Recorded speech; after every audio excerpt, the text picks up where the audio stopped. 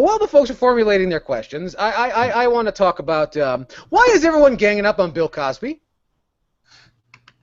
Do you know anything about this? Because, I mean, people talk about Bill Cosby did this and Bill Cosby did that back in the 1970s. Like, from my now, mind you, I was born in 1983. So from my best research, everybody was fucking everybody in the 70s. So I don't really see why everyone's mad at Bill Cosby. It's like, Bill Cosby grabbed my ass. Yeah, he probably grabbed lots of asses. I mean, just don't tell his wife Camille. Because, then she'll get upset. And what's funny is now I read this morning, I got up this morning, and something I do every morning, I check and see what the Hater Nation's up to, and then after that I read the news, which is a really dumb thing, and I really got to knock that shit off. But I read the news, and there's been, now kid, we were talking about this shortly before the program. Yeah. There's another accuser, is that right?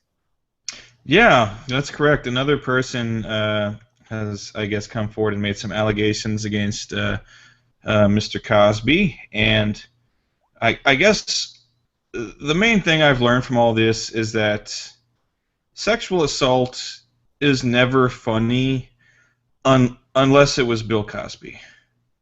Then it's pretty funny because I imagine him with like that one of those sweaters on, and talking about like pudding pops and shit. You see, you see, you're either gonna give it willingly, or I'm gonna have to take the pussy. Hey, I've been tell you that if you can't get the pussy, you have to take the pussy. Yeah, the Jello pudding. And that's something that I found interesting. There's lots of accusers, and this reminds me very much. For those of you that lived through the 1990s, you have my sympathy. But beyond that, for those of you people that had to live through the 1990s, this reminds me a lot of both the accusations of Bill Clinton as well as the accusations of Vince McMahon. For those of you that are not old enough to remember that, because that happened when I was a little boy. But, now having the power of Internet archives, I've been able to read through this. And, I hate to play the devil's advocate, but let's face it, it's what I'm good at. And I have to say this with utmost certainty. I wonder... And then, you get that voice in your brain, and I say, what do you have? Any evidence? Is there, do you have, some photographs on Kodak film?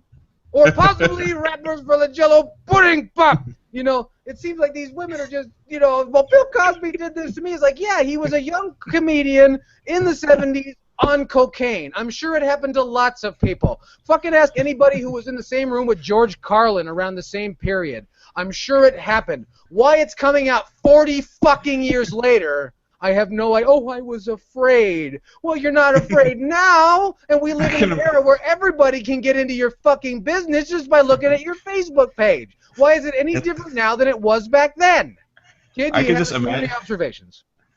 My observations is I don't have any observations. I just have imaginations on this thing, and they all make me laugh because I think about them like trying to, like a psychologist, speaking to this victim. I mean, not so funny, but when I think about what she might say when she's recounting the events of being assaulted by Bill Cosby, and I just I built up this mental barrier, and it's so hard. It's like I'm trying to see it, but all I can see is his sweater, and he violated me with a Jello pudding pop. It's too high. I can't relive it, and that makes me laugh. I think that's fun. Is that bad? Am I bad for thinking that's funny?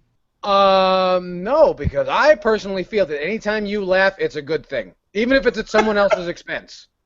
You wouldn't believe the jokes I make. See, Hater Nation, you wouldn't believe the jokes I make at Razorfist's expense, right before we go on the program.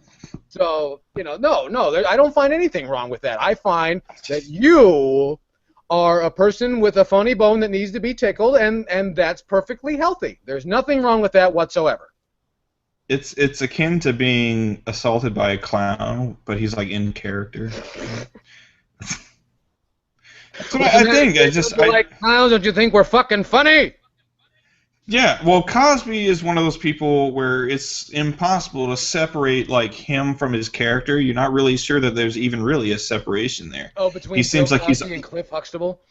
Yeah, because it seems like he's always on,